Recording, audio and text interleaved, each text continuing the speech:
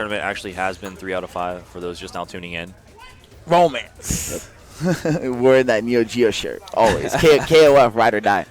What's up, Nobert? Yeah, come sit in the cockpit, bro. Okay, so I definitely can see he does have that first place medal, so he did win KOF. Yeah, sporting it off.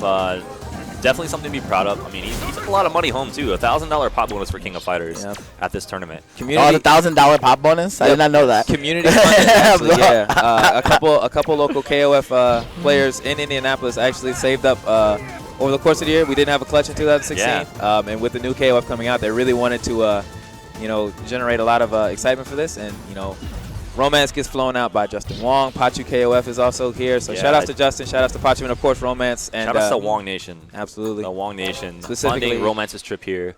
Esteban Rodriguez and Nathaniel Miller. Definitely want to give those guys a couple shout outs for all that they've done to promote KOF in Indianapolis and in the scene. That's what I like to see within the communities, especially in the smaller regions where we're not getting a lot of shine. Just the community coming together to really make things happen for the scene. Absolutely. And nothing but passion, heart. Yeah, this is very hard to take that away. When you build it from the ground up like that, it's very, very hard to undercut that. So, I like to put a lot of emphasis on the fact that these guys are working effortlessly around the clock constantly to be able to do these things for the players, and just the way the community gives back with their excitement, the hype, their dedication. It's such an amazing thing to see. But here we go. We have round 1 winners in top 8. ChrisG. Oh, man. Honestly, if you take it way, way back, this is actually a former team kill, actually. These guys were both AGE around the age of that era. Yeah. Romance and Chris. So here they are again. Both natives of SoCal, actually, so they frequent Wednesday night fights together. I'm sure I'm sure they're pretty used to the way each other play. I know what you're thinking right now. It's like, if this was KOF, Chris is like, if this was Marvel. Yeah, exactly, right? Both players. So kind of meeting in a neutral middle battlefield here. We see immediately that Romance wanted to initiate a very button-focused offense, but Chris found a couple of great spacings, and now he's got Sonic Booms in play. Trying to make something happen here just to close the space. Manages to get the throw, but that is going to set it back to neutral. Karin does not get as much pressure off of her throws in Season 2. That's anti-air. Now, one thing that Romance is going to have to battle here is the fact that ChrisG has amazing defense. Some of the best defense we see in Street Fighter V American play here.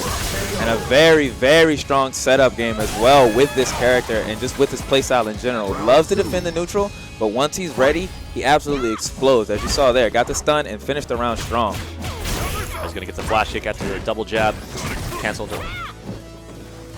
So it's curious always to see what the adaptation is going to be in the first match of the top 8 set. That first round can really dictate the pace. But let's see what Romance is going to counter with. He does have a couple of bars now and V-trigger. She's going for mix-ups after the Sonic Boom follow-up. Ooh, wow. Nice whip punish, closing space here, creating pressure. Nice blocks from Romance. Romance is actually literally reacting to overheads. He has a special ability to react. His reactions to overheads are ridiculous. Even in King of Fighters, we've seen. Guile win. But as you can see, that spacing was actually what I was talking about. Chris had jumped back to it. That was a spacing that trapped a lot of characters. It's very difficult because if you try to jump, Guile's going to recover in time to flash kick or anti-air. If you try to walk forward and block, the next Sonic Boom was already coming before you can really take any space. And he's able to use that V-skill within that distance after a knockdown to create the pressure and build that wall. Okay, so Romance had to have an input there. There's no way he wanted that. And Chris got a jump and it almost... That stun might have actually been the round, but Romance not even 10 seconds into the round. Fought him off. Wow, what a check. ChrisG in perfect form right now. The most folks would call it rare form, but this is Chris almost all the time, so this is perfect form. Right, exactly. Just very solid play all around. Checking all the dash towards. Knows that Romance is going to be looking to get under the EX sway, under a Sonic Boom, or to check a Sonic Boom, and instead just feigning it out there with a jab. And he can still hold the charge. Romance having a very hard time getting in, so he's kind of opting to jumping and doing the shoulders just to close the distance, which ChrisG is obviously noticing, and that's what he's wanting.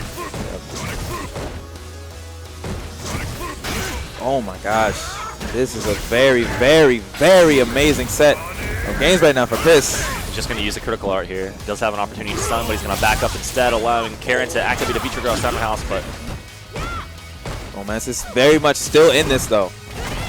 Still has pressure, still has a little bit of V-trigger. All right, now it's over, but he does have Chris pushed to the corner. Nice, Chris. Checking him again with that wake-up jab. And back throw.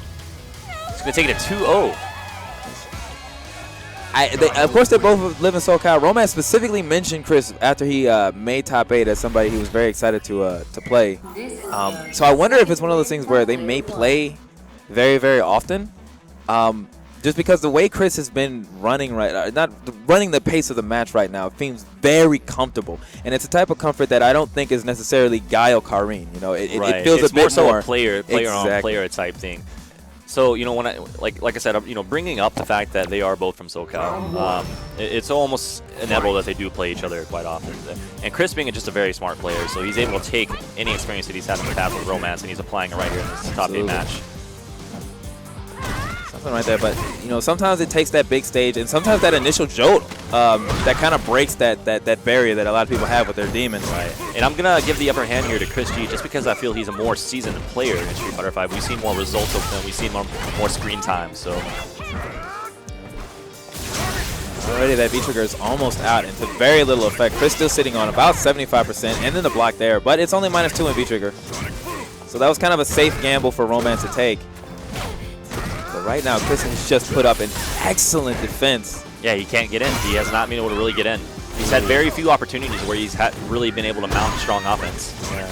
And I think you see right there, well, maybe get back to it, that stand roundhouse crush counter is something that I think has happened in Romance a couple of times, where he's getting the second ender of it before the sway forward, which is why it's not comboing. It's just that quick whiff. So I can see Romance is not too far out of these matches, but he's had a couple of situations that he was not able to capitalize on. And at the level that these two are trying to play at, and that Chris is certainly at right now, you get one shot at it. Right, exactly. You know, we've seen a lot of defensive play that's been very effective and strong from ChrisG. But, you know, one of the strong traits that he does also have is a strong offense, and he's able to turn on when he really needs to. Absolutely. Now standing on the middle line, not giving any room to Romance. He says if you want to walk forward, you're going to have to be willing to risk life. Just like that. So Romance is fully stocked. Jump in, gets the block and the throw. Just convert off of the crushing life like counter hunts. That would have been a very, very big opportunity. Absolutely. Let's jump in here, more pressure. Trying to fake out the throw. All right. Good. There's the confirmation. Oh, he tries to reset the situation for more damage there. Yeah. And you definitely got to respect that, because he knows if he gets that, that's the round, and that might break the ice. And he's still in a great position. So it was again, a safe bet from Romance. Both players right now can literally end the round off of a single hit here if we're able to connect. Well, that is a huge missed opportunity for Romance to not get that anti-air. And that might be it. That's it. Yep, right into the Tempest. 3-0. No, not yet. Yeah. Oh, yeah. Okay, definitely.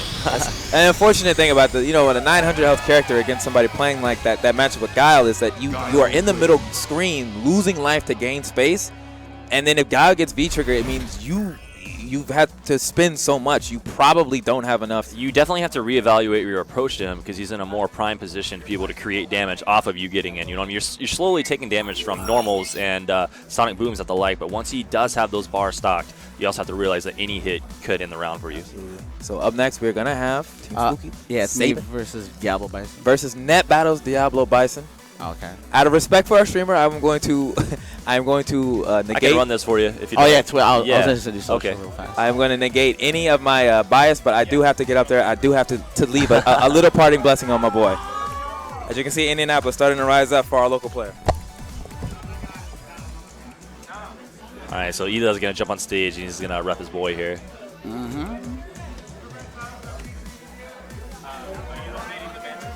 Yeah, he is.